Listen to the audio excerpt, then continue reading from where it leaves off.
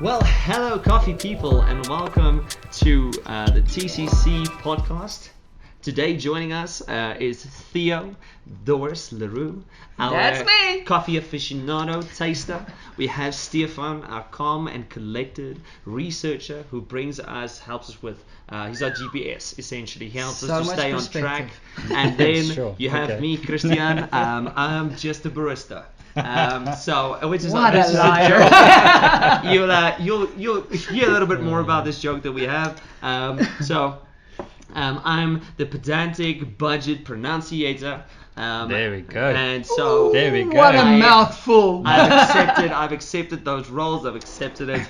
I just moved the list of very difficult words to him. So all right. So coffee at hand. Yes. Before we get too off topic, let's jump into today's coffee, and then we'll discuss what we are going to talk about today. So what we're drinking today is an El Puente from Colombia. A honey process. So you guys have obviously figured out that we're on the Colombian coffees at the moment, but don't worry, we will explore some other coffees as well. It's just because Sabores blessed us with so many samples. Thank you, it's going to Sabores. take us so many episodes to catch up. But we will mix a few different other coffees into the lot as well. So this coffee is from the Palestina region in Colombia, grown between 1,500 and about 2,000 meters above sea level. And the El Puente is essentially just a combination of four different varieties and cultivars. The first one is a Castillo, we have a Caturra, Colombia, and then Bourbon. This one, interesting, was sun-dried and my favorite, a honey process. And I don't really care if it's a red honey or a black honey. I love a honey process. Such beautiful texture. Yes, I think honey process deserves its own theme song, and I'll take a little bit from ABBA and I'll just give them the credit, but it should be honey, honey, honey. Must be lucky. There we go. So two different perspectives there. And a very interesting coffee is an 87 Q grade. Oh, nice. This one we pulled at about 80 a 1:14 ratio in a V60. So obviously the one that I've made the most. Your favorite. Yes, He's proper speciality. Yes, so we pulled this at about 4 minutes 45 seconds, and it had some very interesting, deep, beautiful, I want to say darkish aroma notes to it. So we pulled it a little bit longer in water, to bring some balance, to bring some of the sweetness out, and it has a very interesting winey element to it. It's like almost definitely. a winey chocolate. Like what I think of, as soon as I tasted it, I actually had a memory of it was a Bordeaux, but it was only a Bordeaux between a Pinotage and Merlot that they blended together. That I tasted probably about 5-6 years ago. Yes. And when I tasted it, I had this honey textured, really, really dark, thick chocolate, but not like a 85%. Yes. It's more like a 75 to 80%. So it's a strong chocolate note, but honey-like. But I want to actually, and you'll remember this because you remember flavors really well. And in fact, they said that the notes of this coffee should be cherry, chocolate, plum, and red wine. Now, if you think about very well roasted too, and Jose, if you can tell us who roasted this coffee for you, definitely let us know. But please, we want to tag them in the Definitely, post. yeah. Yes, but do you remember our coffee and chocolate pairing, October 2020? The third chocolate on the table that we paired with the Rwanda for the espresso that had the cherry liqueur inside and the dark chocolate shell. Oh my This word. coffee tasted like that chocolate did. Yes. I was actually at that. You tasting. were at that tasting. Me So and it's my true. wife, yeah, so you so- remember the third Yeah. chocolate on the table. This reminds me of that. There was cherry, so Yeah, I always remember cherry. Yes. Cherry is my favorite, but in any case, yeah. Yeah, no. So That definitely. it has that dark chocolate, but it's creamy dark chocolate. It has that beautiful cherry, Yes. and that kind of like a plum acidity, but that wininess, and it's not dry and it's not too heavy. It's beautiful and it's creamy and it's smooth. Definitely. It's just so gorgeous. And this is what I would classify as a drinking coffee. Yes, it's complex enough to taste, but it's smooth and it's amazing. It's a specialty coffee that you can enjoy and relax. So you guys, how these guys are That loving this coffee and going deep into this. is there. For me, it's just I love this. Coffee everywhere. And for you guys, that's for the information that's like the varieties, and it goes on with all the big words, go and look or listen to our variety episode. Yes. Number 3. Yeah, number 3. So Hey, there you memory. can Pedantic. there you go. And there you can hear a bit more. We go a little bit deeper into the varieties. He mentioned a few varieties, so go and listen to it, and then you can be on the next episode you can understand a bit more on what we're explaining. So Yeah, if you've not listened to our previous episodes, I would want to motivate you. Go start at the beginning. I know that in the intro of intros we say that it's very scarce that people actually listen to the very first episode, because normally once it starts piling up you start at the newest episodes. But we want to motivate you, go back, because that's where our journey starts. The whole journey is to journey not just by ourselves but actually with you, discovering new words, growing your vocabulary, and trying to discover new elements about coffee that we never knew. And when we learned them, we were so blessed by the information that it actually revolutionized our coffee journey towards discovering better. So yeah, start at the beginning, work it through, grow with us. And if you have information that we don't have, please share with us. We want to learn. Yes. And if you don't necessarily know too much about varieties, or you feel like we're speaking Greek and don't know, Theo would never speak Greek to you. He'd probably speak, a little bit of Hebrew, but Rather. please don't feel like you're out of the loop. Yes. I didn't know anything about different varieties. I knew about different origins, and then we started playing, and then we realized, wow, okay, cool. So each of the this is what they went into, just varieties of different flavors, and it's just something that kind of enriches how you can appreciate a cup. So it helps you to get deep into that cup. Yes. And if you're in the coffee industry, or you are, you work at a coffee shop and so on. Coffee professional, yes, and you're not. This is not something that you know or understand. Don't worry, there's a lot of information out there that you can go read up on. You can literally, if you type in coffee varieties, just from the Arabica species into Google, you'll have a bunch of information there that you can run through. So much. And start educating yourself. It's going to be so enriching for you. And if you have specialty coffee drinkers that come to your shop, and you can share this information with them, it's going to make such a big difference. And I'll use that as our cameo into our topic for the day. Yes, I was like, this is such a perfect blend into the topic, the coffee shop. Yeah. Where was this guy in the first few episodes? Well, he was working, unfortunately. I was working at the coffee shop that we're going to talk about today. Yes. The way that the story of how Christian got into the coffee industry for me is such a deep and passionate, informative story, which blends into how we just got into this episode. Yeah. So, Christian, please share with us how you ended up in coffee, through the experience of that coffee shop, that very first one. Yeah. So obviously we're talking about coffee shops today, and I have to be honest. Listen, if you're starting to enjoy specialty coffee now, and you didn't necessarily drink specialty coffee your whole life, maybe you drank some instant coffee when you're growing up, listen, there's hope for you, okay? I'm living proof. And there I will say, I am as well.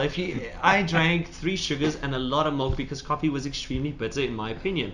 Well, you started on Recoffee, to be fair. Well, no, I started on Nescafe Classic. Even worse. I started on Recoffee.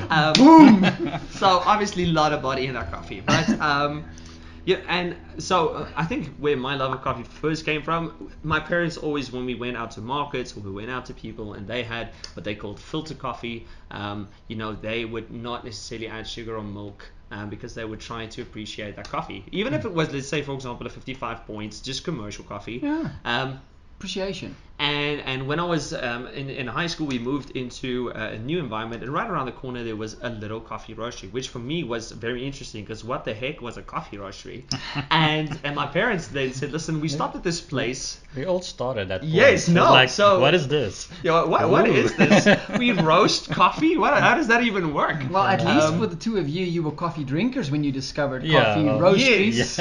I was like, I ain't touching this stuff close to my mouth, and they're like coffee roasteries and coffee farms, and I'm going, what? You don't dig this out of the ground? No. And so I went to this little shop, and it was called Carl's Coffee Roastery. I think the name changed and then it changed back. But and I have to be honest, they served second crack dark roast coffee. Oof. And today I would say it's a little bit bitter for my palate. But if you like very intense chocolate in a latte, that would be the place to go. Oh yeah. But there was a barista there whose name was Busi, and I met him the day. I think I only had about 20 minutes to enjoy the cup, and then 2.5, 3 hours later, I only got to leave. So I had to completely miss a meeting. And His own fault though. yeah, no, my own fault. Yeah. But the passion that this barista talked about coffee while he was still serving other clients, and to someone who did not know anything, and he didn't speak to me like I was, some uncultured swine that needs to be enlightened about the good things in life. He spoke to me with such passion that I immediately thought, my goodness, how is anybody this passionate about anything? And now this guy's passionate about something that I need to add 3 sugars to enjoy. And, he started talking to me about, and they had some very interesting recipes that they played with, and this is kind of how I got into coffee. And then later I met Theo, and we'll probably go into that story just a little bit later, because That would be an episode by itself. yeah, that would be an episode by itself. And I got to know coffee, and I think what then made the difference for me, how I really fell in love with coffee, was that at this shop at Carl's Coffee Roastery, and then when I went to Theo's, that there were people who were willing to talk to me about coffee, willing to experiment, and were willing to share their knowledge. And in fact, that the day that I came into the shop and said, listen, can I make you a cup of coffee? It wasn't, man, no, what? Are you crazy? This is my shop. You pay, I give you coffe, you leave. What? You bring your own methods? Yes, it wasn't. Immediately, I was invited into this space. And I'm one of those people that are privileged enough to say that I had this experience at 4 different shops. Oh wow! Where Nice. at 2 different coffee roasteries and at 2 different shops, where they said, yes, please, listen, you're here so often, how about we teach you how to make your own cappuccino? And we'll still make it for you, but the day that you want to make your own, go for it. Yes, there's my That's bar. amazing, yeah. And this is where a coffee shop in the coffee environment, I think, makes such a big role, and why we as coffee professionals in that shop need to welcome people into that space, and we have kind of this responsibility, because let's be honest, if you're in coffee and you want to make a success of it, it's because you love it and you want to share this love with It's people. about Definitely. the people. Yes. Yes. We do coffee tastings and we do brewing at tables because we love the people. Exactly. And we want to share this with someone. So the moment somebody comes into the shop and they start asking questions, man, invite them in. Yes. This is how I fell in love with coffee, and it's amazing to see someone, for example, and this literally to such a degree blew me away that I put it on my social media everywhere, where a lady comes into the shop, and we have a rule inside our shop, right? I do not add sugar to your coffee ever. I don't care how much you're willing to pay me, I will not add the sugar, because Definitely not. I want you to taste the coffee. Yeah. If you like sweetness, you can taste the coffee, and then if you want to add sugar, cool, add your sugar. And this lady came in, she said, listen, she asked the barista, can you please add 3 sugar to the cappuccino? And then I just went to her and said, listen, sorry man, we have a rule in our shop, we don't add sugar. Listen, and this is the reason, we don't serve dark roast. We blend a coffee specifically to have that beautiful aniseed buttermilk rusk on the center, tip of the tongue, that beautiful nutty caramel on the center, That's with it. like a top deck dark chocolate finish at the back of the tongue that is smooth and beautiful, and a breakfast dessert. And she said, listen, so would you please just taste your coffee 3 times? And she's like, yes, yeah, it's fine, okay, I'll taste it. And you do get those people that they say, yeah, I'll do it, and they never do. Yes. And I thought, okay, you know what, I did my best. If she then does add the sugar, then she's stealing from her own experience, and if she does, maybe she'll like it.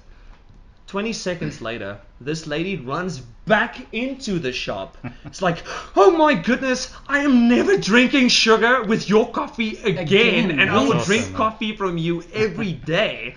And She has been there almost every single day. That's awesome, man. And it gives me goosebumps to think about it, because to think that the 25 seconds that it took for me to just engage her on this without trying to be rude, without trying to make her feel like, you're an idiot, how dare you drink my coffee, but to share to share this knowledge with this person, and she Yes. got so excited, and now she has a way to enjoy a coffee that first of all is better for her health, Yeah, but also definitely. she can appreciate the effort that the producers and the processors and the roaster go through. Because let's be honest, if you're a roaster or you're a producer and you're in that space, I've had the blisters on my hands to now appreciate what you do. Yes. And if you're a drinker and you're not a coffee professional, please appreciate this. Because when you go to a shop and they make effort to source a coffee, and you go and they pull you a ratio that they have tried and tested, you know what? It's not necessarily going to be the perfect cup. Yes. For example, we serve a 5 out of 10 espresso.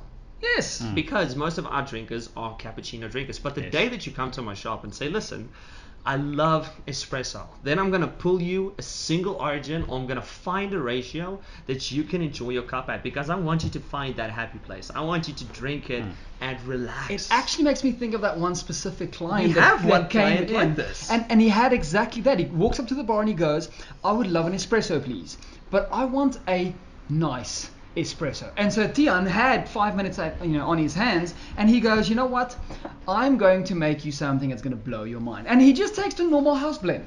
Yes. And he pulls that perfect 1 to 2.3 ratio in I think it was about 18 to 19 It seconds. was 19.3 seconds. But Sorry, Mr. pedantic. Pedantic. if you want to be that pedantic, it was 19.3 seconds. But let's compromise on the pedanticness and say it was about 19 seconds. Yes, and the client normal takes a people. sip, and now here's the best part. Tian's got a cup in his hand, and he goes, okay, so on your first sip, and I see the client's eyes opening up quite wide, and he goes, what? This guy is joining me on an espresso. And he takes the first sip, gets the acidity on the tongue, takes the second sip, opening up those beautiful taste receptors, and on that third slurp, he slurps it from the espresso cup, and this guy lost his mind. He was like, oh, I've never, ever, ever in my, 30 to 40 years of his life had this experience in a coffee shop. And I think he was back like 2 days later, because then we mentioned a La Hermosa, Yes. a La Hermosa grown coffee, which is a Pacamara.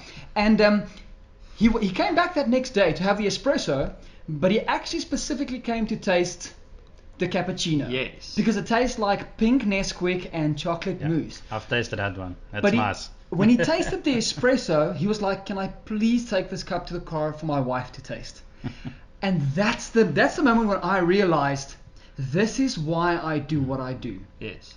And that's what we do in the podcast. Yes. We want people to really experience coffee at its best. Yes. And Value. if we can get people to taste, and like you said, invite them, spend a bit of time with them, just explain to them and let them taste.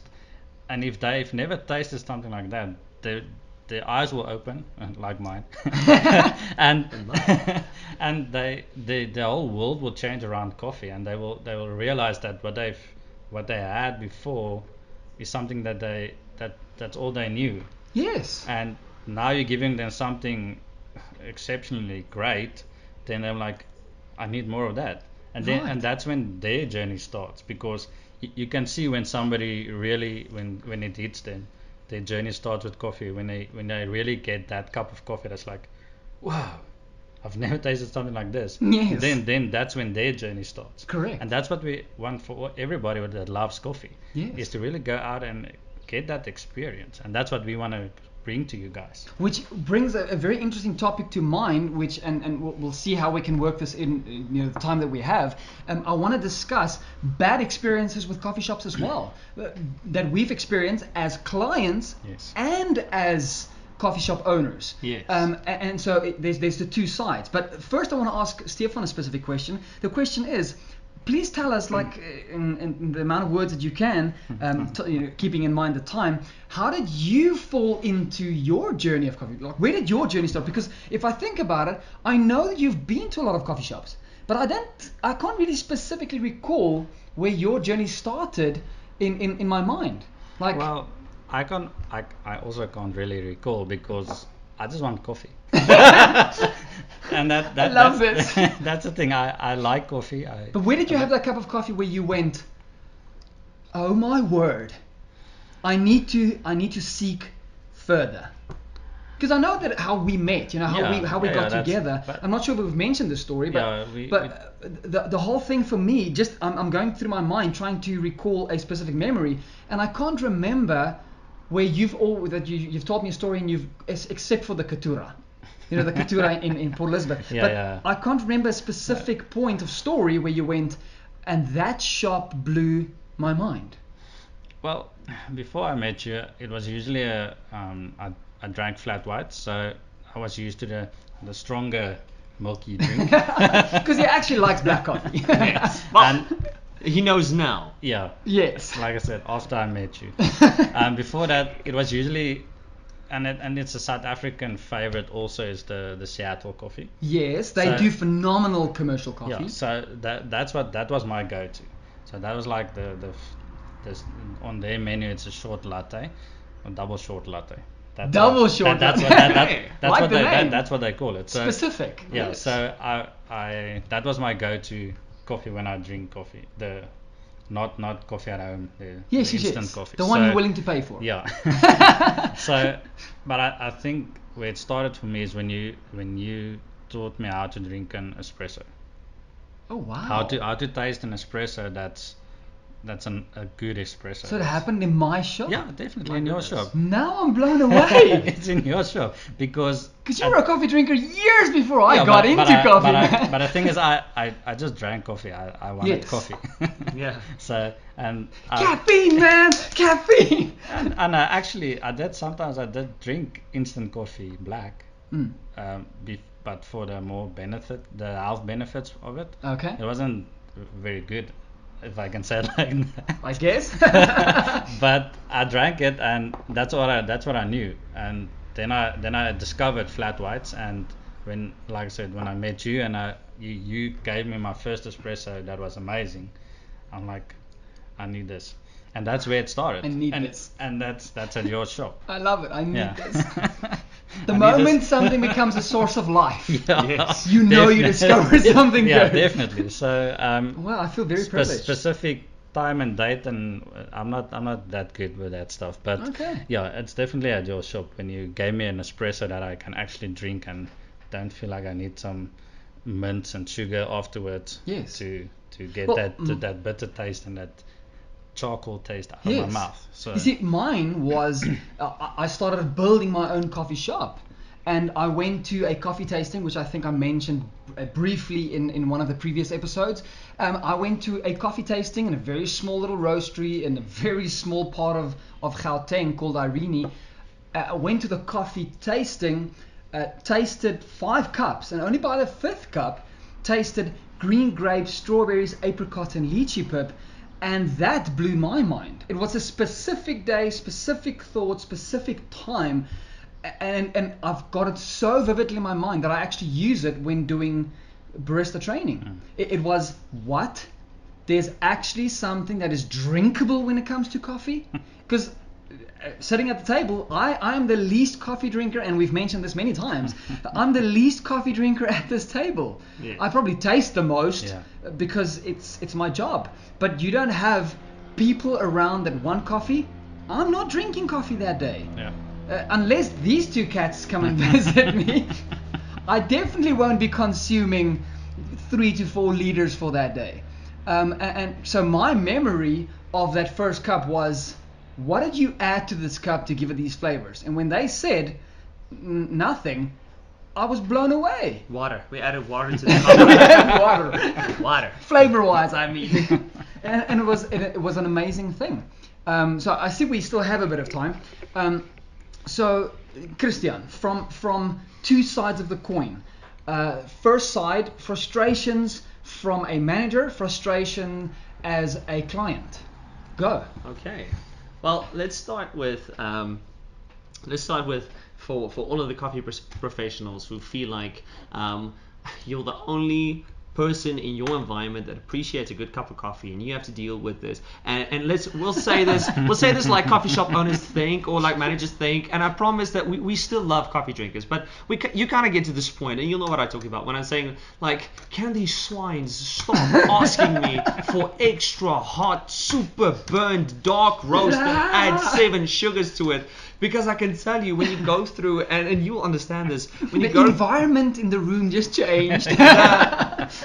when you go through the barista training, and you go and you put as much time and as much effort into making a cup. And listen, if you're a coffee drinker and you're kind of getting into coffee, a cappuccino is not just 30 seconds of a shot running and 20 seconds of steaming milk. Yes. And I'm saying 30 seconds, and it's a loose term, but there's way more behind that. yes, it's it is somebody who is putting, especially if they're a barista, like we classify a barista, who puts literally their heart and soul into making you that cup. And Passion. we watch, and this is how our shop is kind of built. We have a big glass window so that the barista can see the cup hit the table. And I can promise there is nothing more satisfying than hitting that table. First of all, seeing if they ordered a cappuccino, the effort that the guy put into putting that seahorse on top of the cup, or Lucky trying to show off making a butterfly on top, and the people freaking out, or even if it's a child. And obviously, baby Chino, we're not going to give him too much caffeine.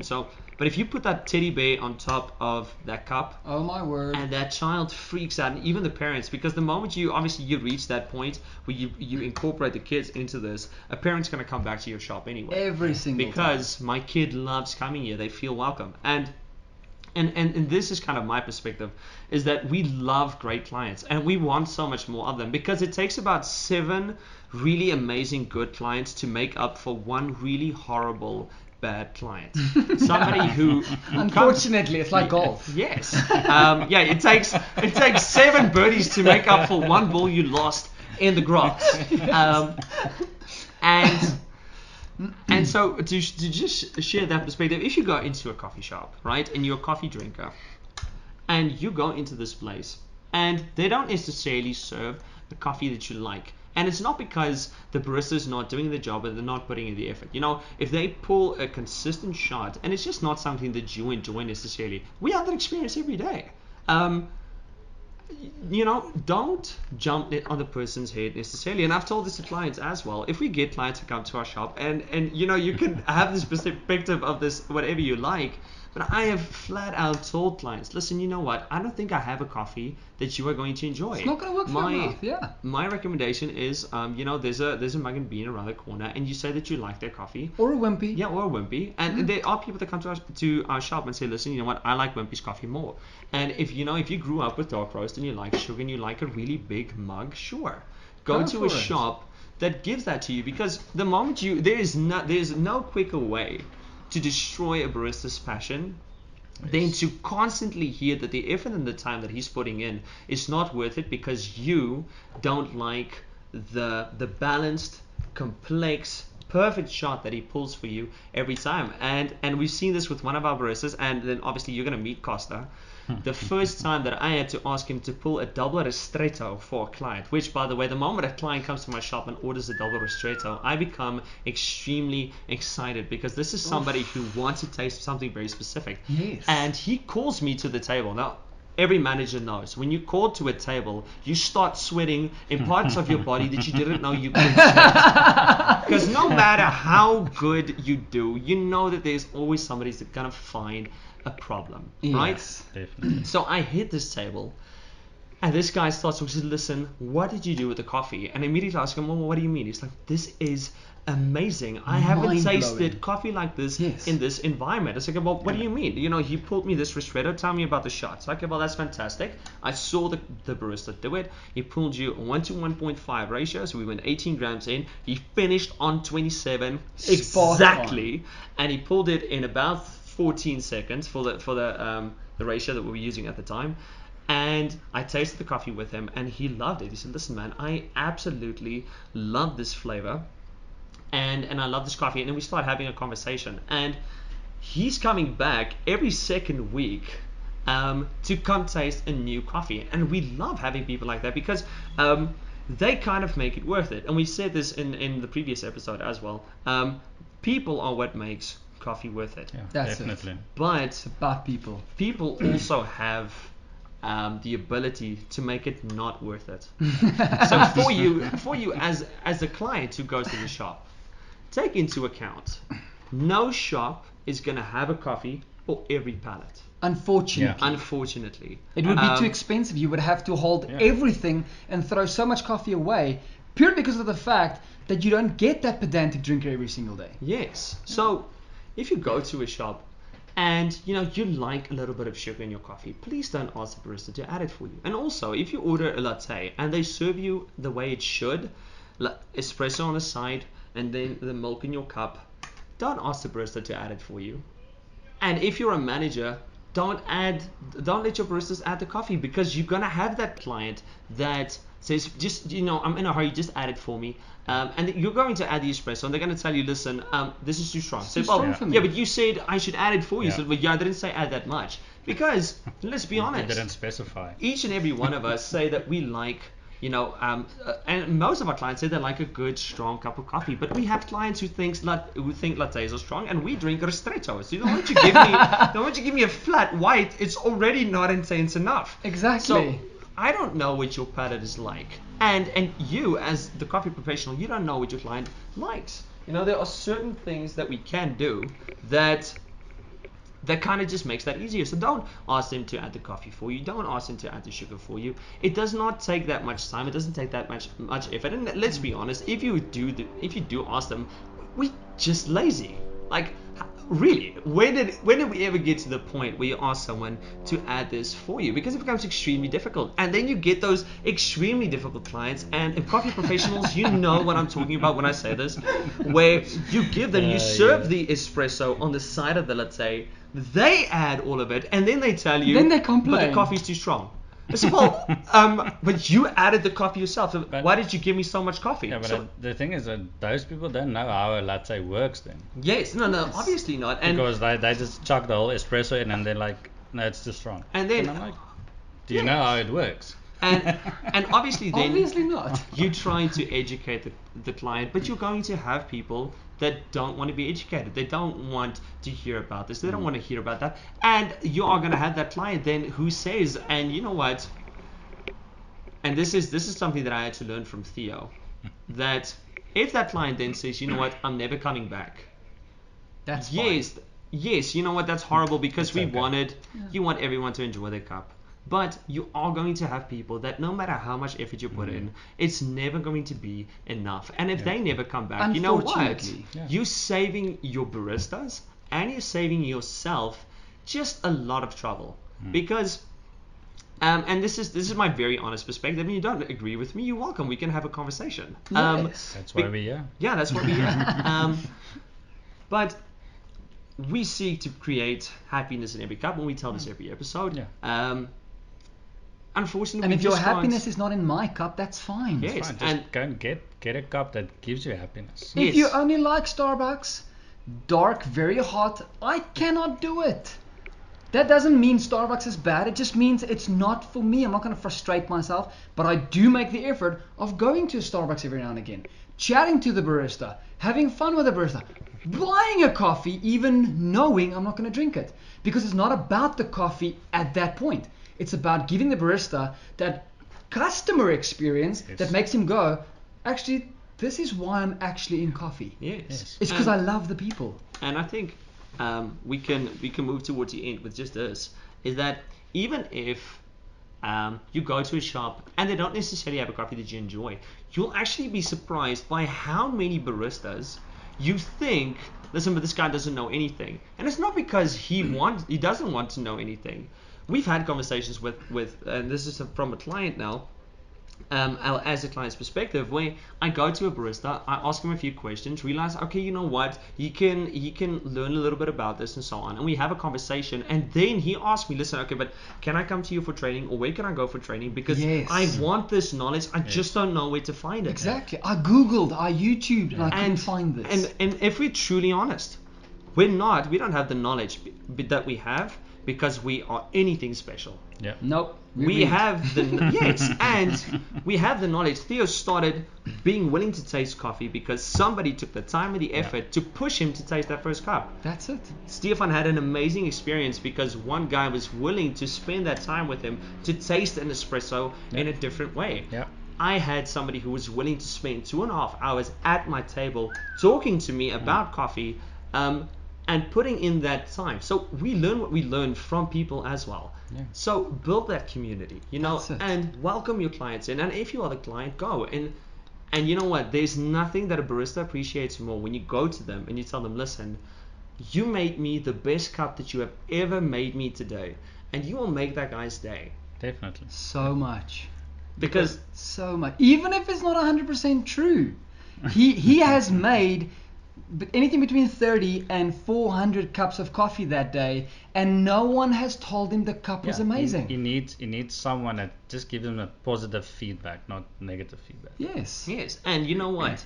You're going to find that barista who is willing to have positive criticism. Yes. Yeah, He's gonna want it. Yes, and we've had that as well. We have a client who comes in and he orders a lungo cappuccino because he came to me and said, "Listen, I don't like this new blend of your coffee." And I asked him, "Okay, but why don't you enjoy it?" He said, "I want more bitterness. It's light and it's complex and it's beautiful, but I want more chocolate in the cappuccino." And when he comes, my baristas know they're gonna pull him a lungo. Do I prefer that cup? No.